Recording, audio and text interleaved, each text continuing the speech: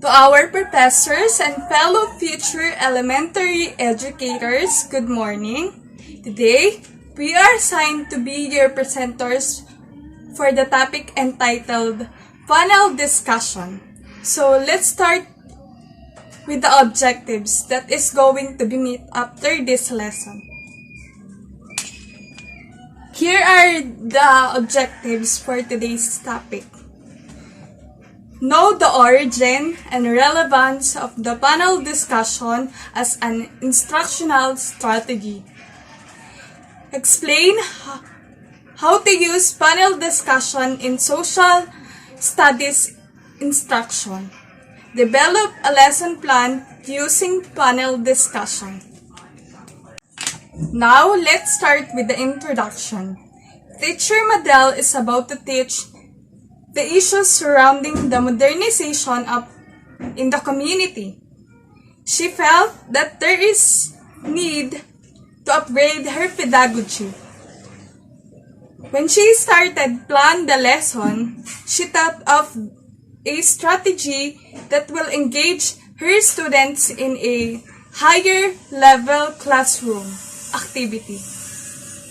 Soon after, she finally decided that her students will become experts inside the class and share their thoughts and ideas a particular topic. When making an activity per student, it should be student-centered, not a teacher-centered. So we can teach or impart to them on how to be a leader on their own group. Through that, we can see what talent do they have. And we can teach them how to make brainstorming along their classmates. Also, we will have the chance to see their creativity.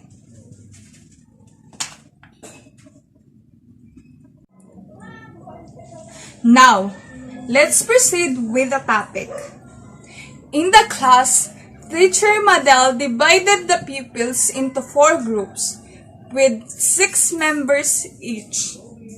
She assigned a specific topic to be presented and discussed in the following day. With the proper guidance, the pupils were able to deliver their ideas following on the positive and negative side of modernization. The strategy that Teacher Madel used in the classroom is called panel discussion. In the chapter, you will learn the panel discussion. Now, let's proceed with the next slides. Think. The panel discussion is a method that encourages the exchange of ideas, that allows the panel discussion members and the audience to discuss a particular topic. It is often used to shed light on issues regarding politics, community, and academic topic contents. The panel discussion can also be used inside the classroom as a performance task. Good day everyone, I'm Ms. Diana Poblete for the continuation of our group report. Social study education in the Philippines is grounded on the theory of constructivism. The panel discussion has the underpinnings of constructivist classroom climate. So in these slides po, the theory of constructivism, yung po yung naging batayan pinagbatayan ng social study dito po sa atin sa Pilipinas. At ayon po sa aking research, constructivism theory is the theory po na nagsasabi na learners contract knowledge rather than just passively take in informations. So, Yun po ay, as a people experience the world and reflect upon those experiences, they build their own representations and incorporate new information into their pre-existing knowledge or yung schema po na tinatawag. So, yun po. Then, the panel discussion daw po has the underpinning of constructivist classroom climate. If we say classroom climate po, it is the classroom, environments, and social climate, the emotional and physical aspect of the classroom. It is idea that teacher influence student growth and behavior. So, yun po ay ayon sa Wikipedia. So, dito po nakabatay ang panel discussion po natin na tinatawag. So, next po ay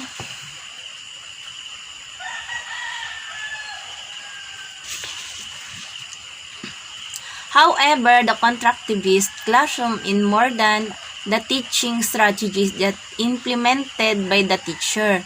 It is more than of creating relationship between learners, teachers, and concept. So, iyon po. Sabi po dito ay ang constructivist classroom po ay talagang mahalaga dahil hindi lang po ito isang estratehiya na ini-implement ng teacher. Ito po ay it is a more on creating relationship. So, yun po. Between the teacher and the learners po, yung kung paano po sila tatalakayan, kung paano pa po mas makaka-create ng relationship between learners and teachers for their learning po, para ma-achieve yung better learning outcome po. Thus, when properly implemented, it can be a valuable teaching strategy that can produce several advantages in social studies education. So, yun po. Sinabi din po dito sa slides na to na kung nga po may implement ng maayos yung constructivist classroom po, ay talaga pong makakapagbigay siya ng kapakinabangan po sa social study education. Ano po? So, next po. To further understand how panel discussion work inside the classroom, Carmen's 2014 identified the following guidelines. So, ito po yung mga guidelines para po mas lalo pa nating maintindihan o maunawaan ang panel discussion po. Paano po natin i-implement sa ating classroom. How to conduct a panel discussion. So, ito po yun. The teacher will act as the moderator. If we say pong moderator po, so yun po ay talaga pong ang teacher ay gagampan sa kanyang tungkulin po as a chairman of the discussion. So, siya po yung mamamahala talaga doon sa discussion. Excuse. And the learners will act as a subject area expert.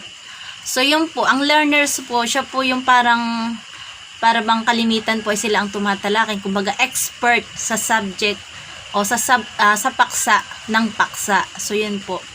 Kailangan po ay sila yung maging subject. Ano po? However, the moderator is not a panelist. So, yun po. Hindi po, ang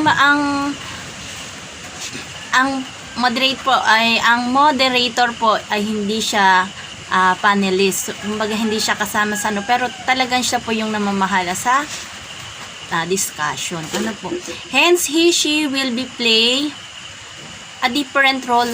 So, her ability to oversee the flow of discussion is important. So, yun po. Napakahalaga po na makita talaga niya yung daloy ng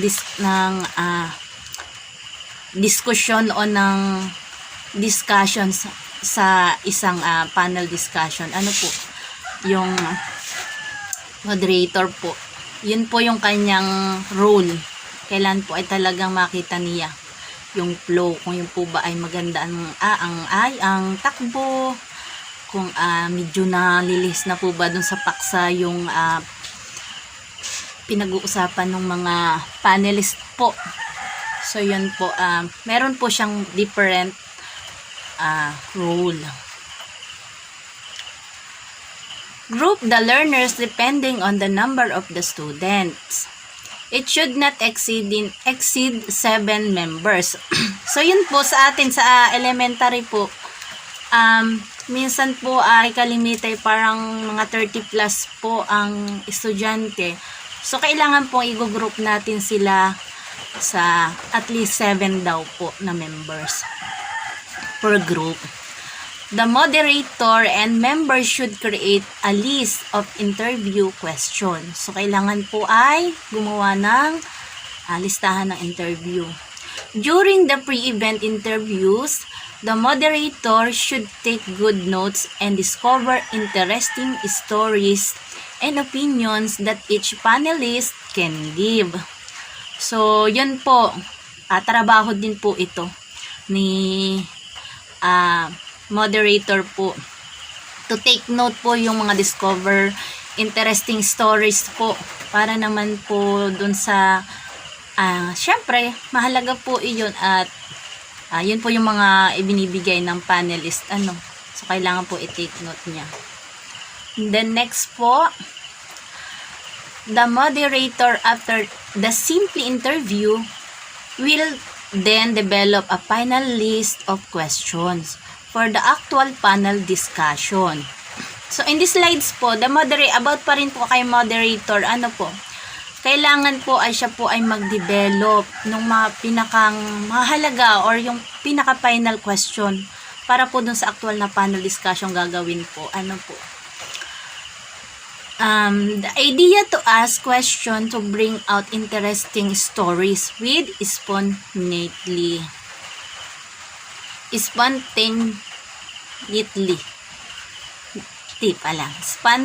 for the continuation of our discussion about panel discussion, ito nga, yung the moderator takes control.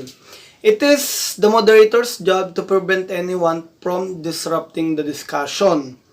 The moderator must actively focus to keep things moving and to prevent any panelist or audience member for any disruption. So, according to this, it is important to have the complete control, or for the moderator to have the complete control over the discussion.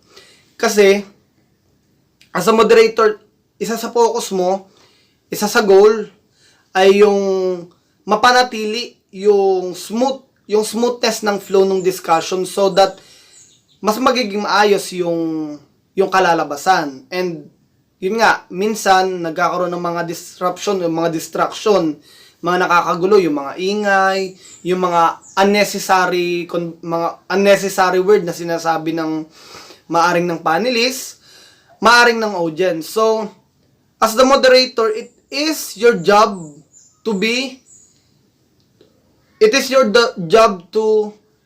actively focused all the time to ensure the smoothness of the flow of the panel discussion. So also, as the moderator, you should introduce the panelists and also most importantly the topic to be discussed. So napakahalaga nito na bago magsimula yung panel discussion ay may pakilala muna o may introduce sa audience yung mga panelists o yung mga magsasalita. And syempre, yung topic na pag-uusapan. Napaka-importante niyan kasi, for example, meron tayong pag-uusapan, pero hindi natin na-introduce yung topic. So, parang hirap. So, nakanganga ang mga estudyante kasi, nakanganga ang audience kasi hindi nila alam yung pinag-uusapan. Kaya, napakahalaga na ma-introduce, bukod sa ma-introduce yung panelist, ay ma-introduce din yung topic na pag-uusapan. So, napaka-importante nun. The moderator asks question, calling on 1 or 2 panelists for each question. In this way, the discussion will be kept moving don't allow all the panelists to answer the question simultaneously. So, upon raising question, we should, as a moderator, we should be guided na we can only call one or two panelists to answer a specific question. Hindi natin pwedeng i-allow na lahat ng panelists ay magsasagot. Kasi bakit? Like for example, meron tayong panel discussion. 7 yung panelist. Isang question lang. Lahat sila pag pinagsagot natin sila lahat, ay maaring magsabay-sabay yung sinasabi nila. Kumbaga yung pagsasalita. And maaring hindi maging accurate yung answer kasi kanya-kanya ng perspective, kanya-kanya ng sinasabi, magkakaiba ng idea. So, as a moderator, dapat i-keep in mind natin na upon raising question, dapat 1 or 2 panelists lang yung sasagot to maintain the smoothness. Gaya nga sinabi ko kanina, when the moderator takes control, one of the focus is to maintain the smoothness or the flow of the panel discussion. And to ensure spontaneity, a moderator should be prepared with different sets of questions. So, bakit daw different sets of questions? Kasi, for example, when you raise question, tapos yun at yun na lang din. So, hindi magiging interactive and dynamic yung batuhan ng sagot at ng tanong. Kasi, ayun, naging redundant. Ulit-ulit kasi yung tanong. So, as a moderator, you should be prepared of different sets of questions. So, napaka-importante yan para mas maging interactive and dynamic yung panel discussion o yung pag-uusap. And as we proceed, we have another way of making interactive to make the panel discussion interactive is to poll the audience with a few questions. So, para mas maging interactive yung panel discussion, hindi lang nakapokus siya sa moderator at sa panelist. So, it is a good thing also to have the audience or yun nga, makapag-ask ng question sa mga audience. And one tip of giving question to the audience is you give it ahead of time. So, anong advantage ng ahead of time yung pagbibigay ng question? Halimbawa, bago magsimula yung panel discussion, magseset ka ng few audience to kumbaga parang siyang tatanungin mo ng ganitong ng ganitong question. So, makakapag-prepare pa siya. And kung titingnan natin halimbawa, discussion proper. Saka pa lang tayo magtatanong dun sa audience. So there are instances na kapag nagtanong tayo, out of unprepared sila, hindi makakasagot agad. And because of it, magkakaroon tayo ng, kumbaga, dadating tayo sa point of being too time-consuming. Make sense ba? Hindi, pero, ayun nga, magiging time-consuming kasi hindi prepared. So, magkakaroon ng empty slot. So, it is a good thing to give the question ahead of time so that the audience will be prepared. And, mami-minimize natin yung time na mako-consume. And yun nga, to ensure, in this way, may ensure yung audience participation. Tapos, in case the audience member want to take over, it is the role of the moderator to keep them in their seats and ensure the smooth flow of the activity. So, gaya nga sinabi ko kanina, the moderator takes control. So, kinakailangan kontrolado niya. Kasi bakit? Gaya ng inuulit-ulit ko kanina, kinakailangan niyang ma-maintain yung smooth flow of the activity. Kasi may mga instances kasi na halimbawa, nag-raise ka ng question sa mga audience. May mga pagkakataon na parang tinetake advantage nila yung chance na yon to take over kumbaga mag-take over dun sa activity. Kaya nga, for those instances, kinakailangan talaga na ma-ensure yung full control ng moderator para maiwasan yung mga ganong pangyayari. Kasi unang-una, they are the audience. So, ang pinakamalaking contribution dito, yung moderator who makes sure na smooth yung flow, and the panelists, kasi sila yung pinaka magsasalita dito eh. Kumbaga parang bibigyan lang natin ng chance na mag-participate yung audience para maging interactive yung discussion. And ayun nga, in the panel discussion, timing is everything. So, according to this, no more than 40 minutes for the panel discussion. So, hindi daw lalampas ng 40 minutes yung panel discussion. Tapos yung 20 minutes is for the audience question. So, half na agad yun, di ba? At pwede rin daw itong maging 30 if the discussion is lively. Kumbaga, basta merong time limit. Kasi, bakit? Kung magpo-focus tayo dito sa lower part, sabi dito, however, because of the number of groups to be accommodated, the time can be cut short.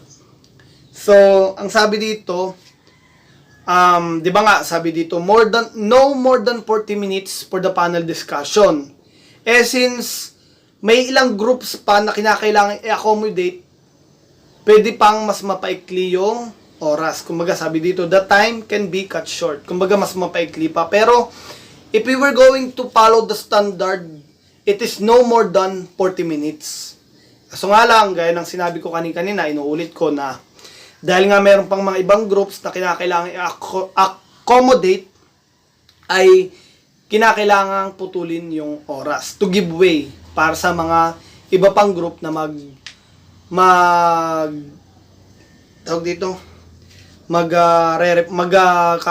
magkakandak ng panel discussion. So, that's all para sa topic namin about panel discussion. Once again, this report is prepared by Miss Cristel Aganan, Mrs. Diana Poblete, and yours truly, Mike Lester De La Torre. Good day and God bless.